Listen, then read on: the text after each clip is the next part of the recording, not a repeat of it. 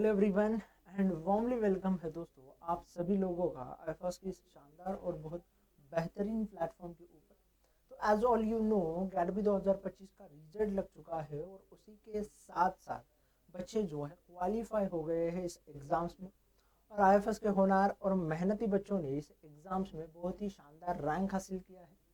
तो हम जान रहे हैं उनकी जर्नी के बारे में, उनके एक्सपीरियंस के बारे में, उनकी पढ़ाई के तरीके के बारे में।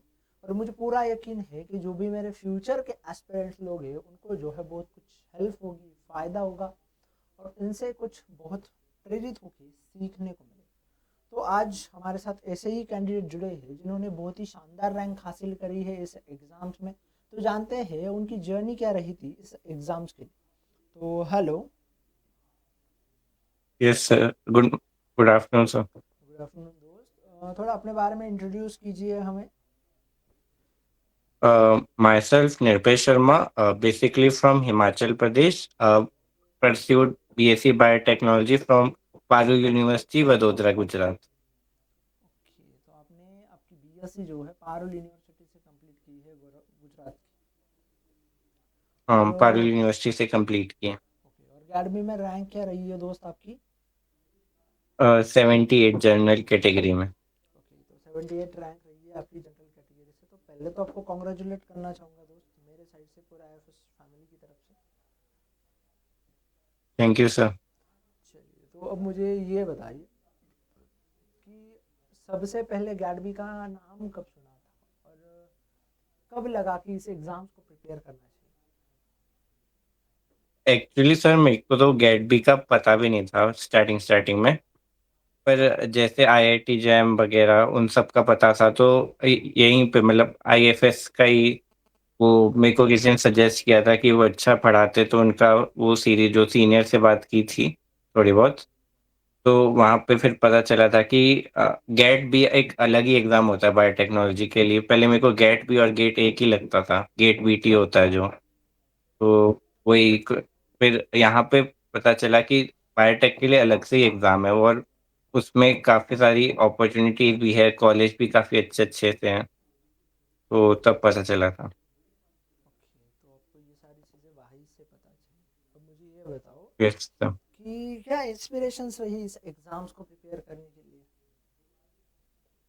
सर एस्पिरेशन तो ऐसी थी कि पहले मतलब जैसे टिफर आईआईटी जैम वगैरह वो सब दिया, क्लियर भी किया, पर उसमें वो इतना अच्छा रैंक नहीं आया, तो वो थोड़ा वो था कि प्रिपरेशन भी नहीं हो पा रही थी, ना कुछ हो पा रहा था, क्योंकि कॉलेज का भी साथ में चालू ही था।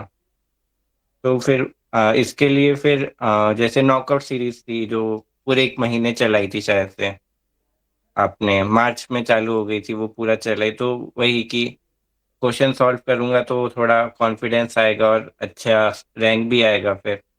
तो वही तैयारी की थी फिर। चलिए, तो बहुत ही अच्छी बात कही आपने। अब मुझे ये बताइए कि गैडबी की प्रिपरेशंस की स्ट्रैटेजी क्या यूज़ की थी, क्योंकि 240 मार्क का पेपर है, उसमें सेक्शन ए भी है, सेक्शन बी भी है, इतना बड़ा सिलेबस भी देखने को मिलता है। तो कैसे किया फिर? सर सेक्शन ए का तो ऐसा ही था कि बायोलॉजी आता था, मतलब बायोलॉजी वाला सेक्शन तो आसान ही होता है। मैथमेटिक्स मेरा स्ट्रॉन्ग था पहले से ही, क्योंकि 11 12 मैथ्स पढ़ा था मैंने, तो उसमें मैथ्स आता था मेरे को। और फिजिक्स केमिस्ट्री मैंने पढ़ा ही नहीं था, कि मैं अटेम्प्ट ही नहीं करूँगा, थोड़े बहुत जो ऊपर ऊपर से फिजिक्स केमिस्ट्री आता है वो पढ़ के चला जाऊँगा।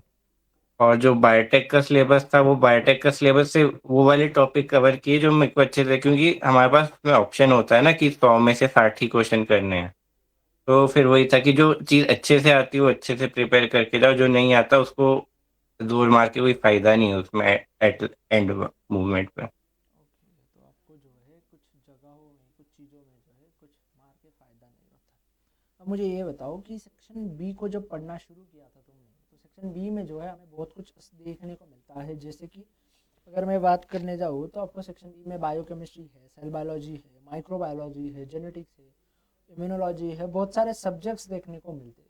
तो फिर उन सब्जेक्ट्स के लिए कैसे प्रिपेयर किया? फिर वो कॉलेज में सिलेबस कुछ का तो आधा सिलेबस कवर हो जाता था जो कॉलेज में पढ़ाते हैं, तो उससे हो ही रखी थी। बाकी जो कुछ नहीं आता था, वो जैसे आपके कुछ अब जैसे बायोकेमिस्ट्री वाला पोर्शन था वो वीक था मेरा थोड़ा, क्योंकि उस टाइम कॉलेज में ध्यान से नहीं पढ़ा, क्योंकि स्टार्टिंग में होते हैं, तो वो वाला कवर किया था आईएफएस से। तो और जैसे प्लांट बायोटेक वाला पोर्शन आता है, जो टिश्यू कल्चर वाला पोर्शन आता है, वो भी आईएफएस से कवर कर लिया था, क्योंकि जब सीयूईटी की प्रिपरेशन वगैरह की थी तब हो गया था वो कवर। तो वैसे थोड़ा-थोड़ा करके कवर कर लिया, जो टॉपिक्स आसान थे और हो सकते थे। ओके, तो उन टॉपिक्स को जो है आपने कवर कर लिया था। बहुत ही यस लाजवाब। सर। अब मुझे ये बताओ कि आपकी क्वेश्चन प्रैक्टिस की, रिवीजन की, मॉक टेस्ट की क्या स्ट्रैटेजी रही, कैसे किया फिर सारी चीज़ों को? सर क्वेश्चन प्रैक्टिस का तो ये था, वो आपने आईएफएस वाला निकाला था, तो वो जो ₹1 वाला निकाला था आपने, वो टेस्ट सीरीज़ निकाले थे।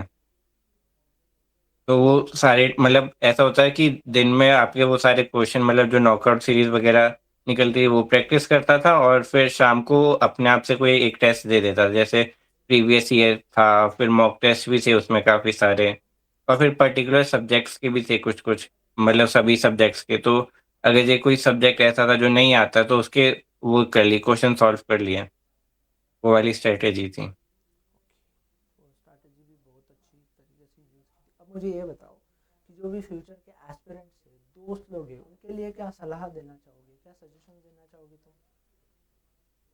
सर सजेशन तो सबसे पहले यही रहेगा, क्योंकि आधे बच्चे गेट बी से इसलिए डर जाते हैं क्योंकि इसमें मैथ्स और फिजिक्स आता है, वो देते ही नहीं है।